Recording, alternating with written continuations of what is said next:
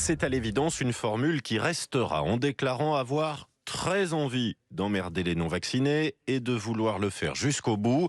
Emmanuel Macron a dégoupillé une grenade et provoqué une explosion de réactions indignées dans l'opposition. Difficile dans l'immédiat de mesurer l'effet provoqué par cette déclaration sur la vaccination, sur l'image du président ou encore sur les électeurs, mais ça n'empêche pas d'y réfléchir. Bonsoir Clément Viktorovitch. Bonsoir. Le parler vrai est très tendance. Pour autant, un président devrait-il dire ça ? Eh oui, c'est une bonne question. Alors, pour l'examiner, commençons par le commencement, sur le fond. En termes de gestion de la crise sanitaire, la déclaration d'Emmanuel Macron est-elle choquante ?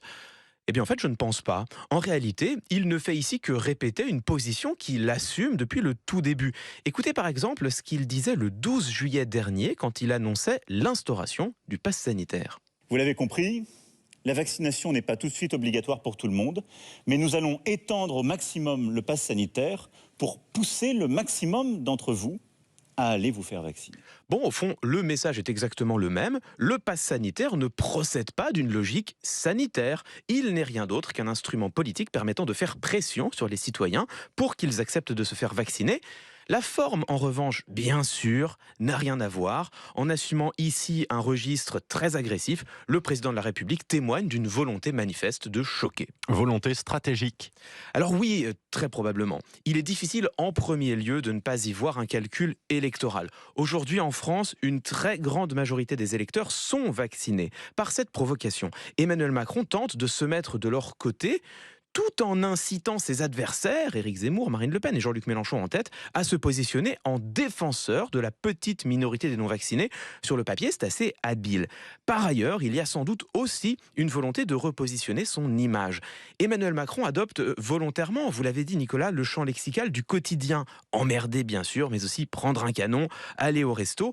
En termes de communication, cela s'inscrit dans ce que l'on appelle en effet le parler vrai, c'est-à-dire la volonté d'utiliser un langage naturel et relâché pour tenter d'apparaître comme authentique et proche des électeurs. Est-ce que ça fonctionne ? Bon, là pour le coup, je crois qu'on peut émettre des doutes. D'une part parce que les ficelles sont un peu grosses. Probablement les électeurs ne sont-ils pas totalement dupes. D'autre part parce qu'ici, Emmanuel Macron n'est pas seulement familier, il est vulgaire, ce qui pose la question de la dignité de la fonction.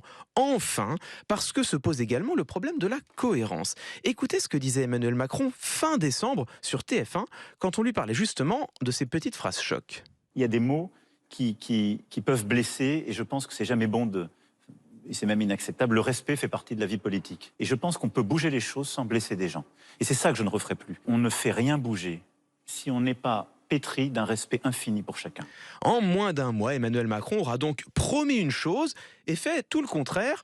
Pas sûr que ce soit la meilleure manière d'apparaître authentique et sincère. Et en même temps, Clément, au moment où nous sommes confrontés à la 5e vague de Covid, toute cette polémique n'est-elle pas un peu anecdotique ? Bon alors, en ce qui concerne le mot emmerder, en fait, oui, vous avez raison, je suis d'accord. Mais justement, je crois moi que l'essentiel de cette déclaration est ailleurs. Emmanuel Macron nous dit « J'ai très envie d'emmerder les non-vaccinés. J'ai envie ». Il se positionne sur le plan du désir, de la pulsion personnelle à laquelle il choisit de se laisser aller contre une partie des Français. Et ce vocabulaire, je crois, n'est pas celui d'un président, mais bien d'un souverain. Or, en France, le seul souverain, c'est le peuple. Emmanuel Macron ne gouverne pas les Français. Il gouverne la France au nom des Français. Il ne doit pas se laisser guider par ses envies. Il doit prendre des décisions dans l'intérêt général uniquement. Et justement, une autre phrase a suscité des interrogations. « Quand ma liberté vient menacer celle des autres, je deviens un irresponsable ».